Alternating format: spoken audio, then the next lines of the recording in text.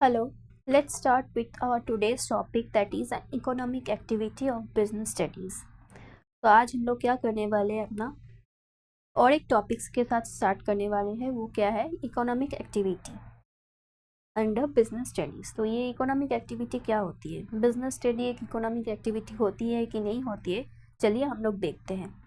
तो यहाँ पे क्या बोला गया है? An economic activity refers to any undertaking that is primarily driven by the aim of earning money और अ लाइवलीहुड। एक इकोनॉमिक एक्टिविटी क्या चीज़ होती है?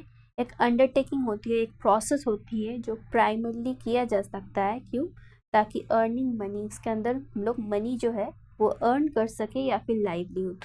बहुत सारे लोगों को बिजनेस ट्रांजैक्शंस के थ्रू ही लाइवलीहुड होती है, या फिर हर चीज़ जो होती है वहाँ पे बिजनेस ट्रांजैक्शंस होती है, इसलिए तो लोगों को पैसा मिलता है। तो अर्निंग मनी पहला मुद्दा ये है कि हम लोग उनसे पैसे कमा सकते हैं। दूसरा मुद्दा क्या होती है? दूसरा मुद्दा है कि हम लोग अपना लाइवलीहुड, जीने का जो भी रोजगार होती है, कारोबार होती है, हम लोग कमा सकते हैं।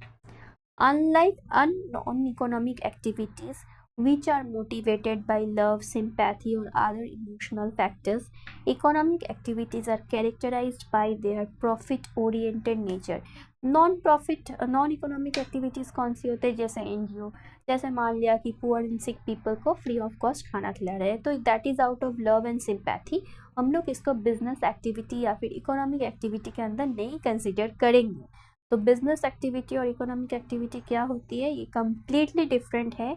और किससे कैरेक्टराइज्ड होती है? Bye their profit oriented nature. जैसे मान लिया आप कोई रेस्टोरेंट में जाते हो खाना खाने के लिए, तो वहाँ पे रेस्टोरेंट वालों का एक प्रॉफिट होती है। जैसे उन लोगों ने मान लिया कि एक टैक्स, गुड्स एंड सर्विस का एक टैक्स लगा दिया, उनका प्रॉफिट हो रहा है, तो that is completely a profit oriented nature. तो ये है क्या? एन इकोनॉमिक एक्टिविटी और अ बिजनेस एक्टिविटी। आगे हम लोग देखते हैं क्या बोला जा रहा है यहाँ पे। These activities can be carried out on a small individual scale, such as shopkeepers' transactions, or on a large scale as an organized scale, like the operations of a cooperative society or a company. ये जो business activities है, इसका small scale भी हो सकता है। जैसे एक शॉपकीपर, मान लिया आपके जो किराने का दुकान होता है आपके लोकेलिटी में, शॉपकीपर, तो उनका जो बिजनेस का ट्रांजैक्शंस होता है वो स्मॉल स्केल बिजनेस ट्रांजैक्शंस होता है। या फिर बहुत बड़ा ऑर्गेनाइजेशंस का बिजनेस ट्रांजैक्शंस होता है, जैसे कोई कोऑपरेटिव सोसाइटी का मान लिया, कोई एमएनसी कंपनी का मान लिया, जो बहुत बड़े बड़े कंपनीज होते हैं, तो उनका एक लार्ज स्केल बिजनेस ट्रांजैक्शंस होता है। तो ये स्मॉल स्केल भी हो सकता है, जैसे शॉपकीपर्स ट्रांजैक्शंस, या फिर लार्ज स्केल हो सकता है, large organise scale like cooperative society और अ कंपनी। अब आगे देखते हैं क्या बोल रहे हैं यहाँ पे। The primary object of engaging in economic activities is to generate income rather than being driven by sentimental reasons। Business का जो प्राइमरी एम होता है वो है इकोनॉमिक एक्टिविटीज जो इनकम जनरेट करने के लिए होता है।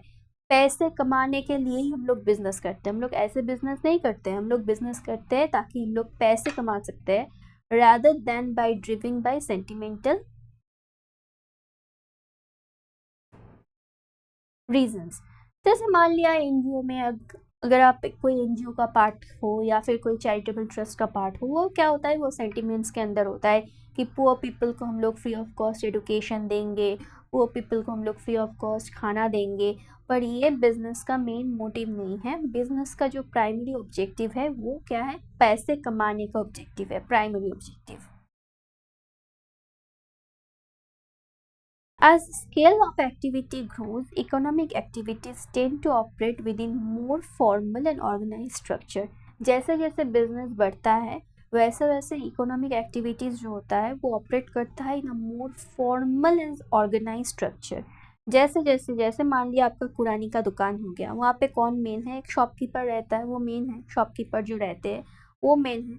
तो उनके लिए कोई स्ट्रक्चर्ड ऑर्गेनाइज्ड फॉर्म होता है? नहीं होता है। That's small scale business. पर अगर आप कोई एमएनसी में जाएंगे तो वहाँ पे आपको हायरार्की दिखेगी कि पहले आता है जो लोअर लेवल कैंडिडेट्स होती है, वर्किंग प्रोफेशनल्स होती है, उसके ऊपर हायर लेवल वर्किंग सीनियर्स होती है, मैनेजर्स होती है, उसके ऊपर जो है सीईओ होती है, एमडी होती है।